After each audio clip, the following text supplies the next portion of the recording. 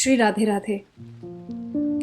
In the previous episode, we learnt how, on the day of a deeply painful incident, Hare Ram Baba found the freedom to pursue his spiritual path through the extraordinary generosity of his young wife. As he left home, he had only one destination in mind: the forest where Siya Ram Baba resided. After all, it was through him that he had received the divine darshan of Lord Hanuman. It was through his initiation into the Mahamantra that the intense longing for union with God had awakened within him. Who better could there be then to guide him on this path? Siya Ram Baba, however, knew Ramji Lal's situation only too well. Sitting in the forest, he intuitively understood the entire incident. But he also knew that if Ramji Lal came directly to him, his parents would inevitably follow. It was the most obvious place for them to search. And Ramji Lal's freedom was precious. So Siya Ram Baba quickly left the forest to intercept him before he arrived. When they met, he advised him to go instead to Jaya Ram Das Baba of Gangapur. Ramji Lal obeyed. From Jaya Ram Das Baba, he received sannyas diksha and a new name, Ram Das. With this, he became free to immerse himself in the holy name without interference. And immerse himself he did through uninterrupted jap, marathon kirtans, and such unparalleled remembrance of God that even his name eventually changed to reflect the mantra constantly flowing from his lips. From Ram Das, he became Hare Ram Baba. The intensity of his jap was such that he would frequently slip into ecstatic states and lose all awareness of the external world. He would dance and sing with complete abandon while chanting the holy name. Soon enough, he would behold a divine blue radiance. Within that luminous hue, he would see Sri Krishna. And then naturally, what else was there to do but run after him? In doing so, he routinely fell into rivers, wells, and streams. He collided with walls. He fell down from buildings. He would then proceed to lose all external consciousness for long periods of time, sometimes even in the most dangerous places imaginable. Once, he and a few other saints set out for Jagannath Puri on foot, all the way from Govardhan Parvat. All along the way, they would chant and sing the Mahamantra. On one particular day, he slipped into the ecstatic trance near a ready sugarcane field. A tall and dense sugarcane crop stood awaiting harvest. But Baba had begun to see Krishna in the blue hue, and he ran straight into the sugarcane crop. He tore through the crop for a very large distance before losing external consciousness. When the others reached him, his body was bloody, torn, and wounded beyond belief. Just as the intensity of his ecstasy was absolute, so too was the depth of his external unconsciousness. Many times, people became convinced that he had died. Yet somehow, despite the injuries his body occasionally suffered, he remained protected by divine grace. People often wondered what could possibly be done to protect him from harm during these states of transcendental ecstasy. Once a powerful wrestler took it upon himself to become Baba's protector. The kirtan began, and then the inevitable happened. Hare Ram Baba saw the divine blue radiance, then he saw Krishna, and immediately he began to run. The alert bodybuilder sprang into action. He rushed forward and attempted to grab Baba. But the moment he touched him, he felt an overwhelming surge of energy course through his body. An invisible force hurled him 15 feet away.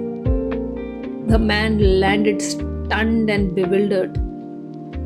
At that moment, he realized that Baba's state was not something that physical strength could restrain. It was a pure, pristine, and extremely powerful divine ecstasy. Hariram Baba related to Krishna as his Sakha, his intimate friend, a friend so dear that there seemed to be room in his heart for no one else. He saw Krishna everywhere. He saw him in everyone. He also followed a strict principle. He would not stay in any village unless the villagers organized a Khand Kirtan, continuous chanting of the Mahamantra for the entire duration of his stay. The villagers, being deeply devout, often made the necessary arrangements so they could benefit from Baba's presence. One such village was located on the banks of the Chambal River.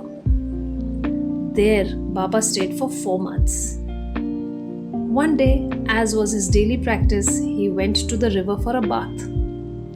But as it usually happened with him, suddenly, without warning, he slipped into an ecstatic trance.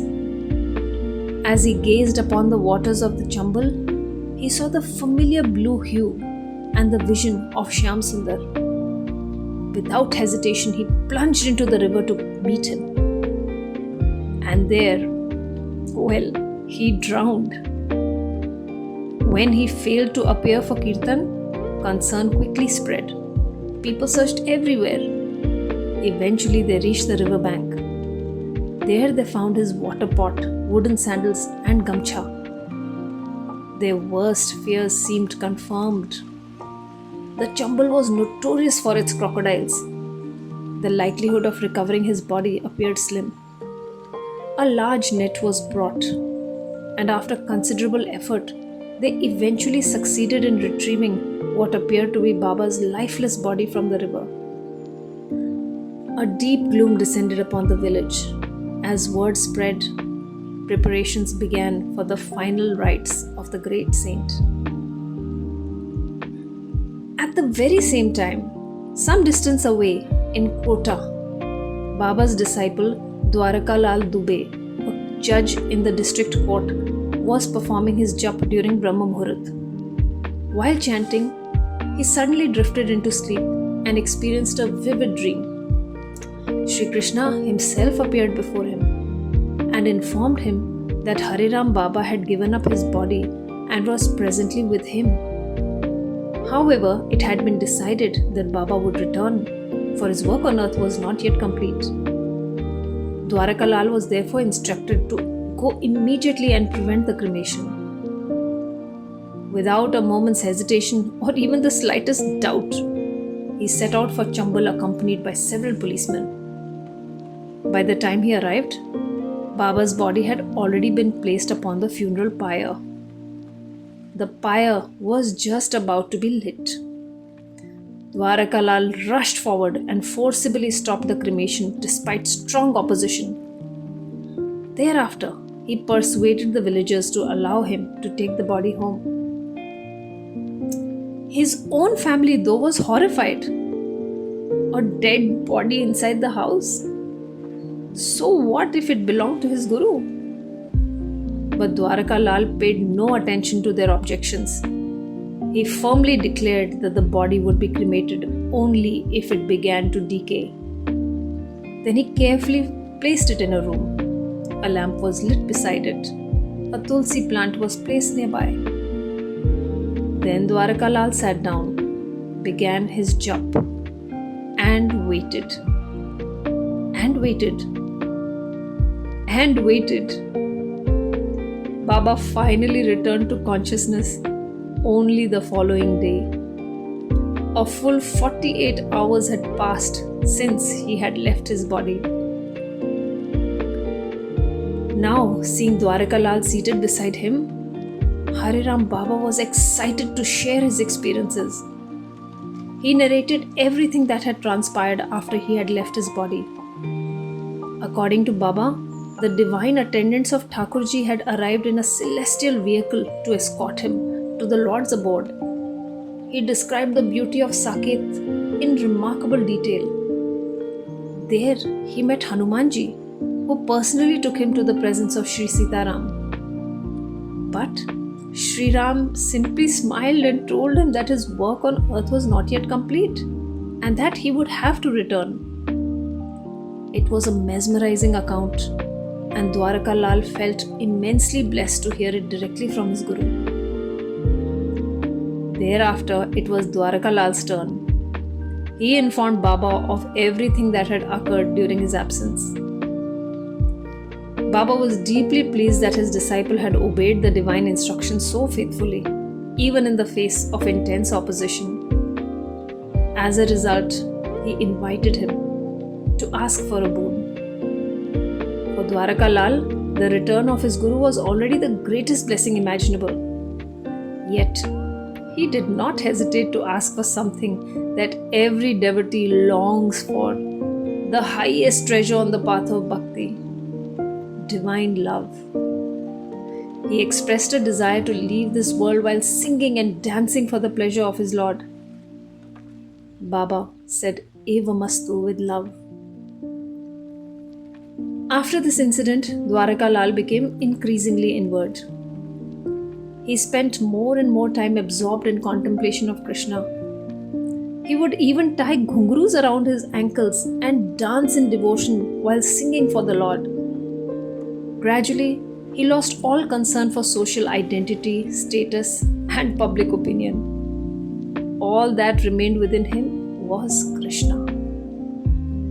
And one day, while singing and dancing at the Mathuradish temple in Kota during the Janmashtami celebrations, he fell at Krishna's feet and peacefully left his body. In this way, the boon granted by his Guru was fulfilled. On another occasion, Hare Ram Baba was invited to conduct Kirtan at the home of a devoted couple in Jaipur. The gathering was to take place on the terrace of their house. Knowing the dangers associated with his ecstatic states, Baba advised the couple to change the venue. But they expressed their inability to do so and assured him that everything would be fine. All Baba had to do was keep sitting in the Guru's seat. They would take care of the rest. Baba, not wishing to inconvenience them, agreed. The Kirtan began, and as was inevitable, he slipped into divine ecstasy. He began to dance, jump, run, and then he fell off from the roof, 3 stories down. The couple was horrified. They blamed themselves for ignoring his warning. Yet astonishingly, Baba suffered no fractures and no major injuries. One of his hands, however, was indeed damaged, and he was advised complete rest. The couple, feeling intense remorse at their folly, devoted themselves to serving him. Day and night for an entire year, they cared for him like one does for a child until he fully recovered. Pleased by their selfless service, Baba eventually invited them to ask for a boon. Buramal, the husband, folded his hands and replied that if Baba was truly pleased, he should bless him to attain Bhagavad Dham while chanting Harinam.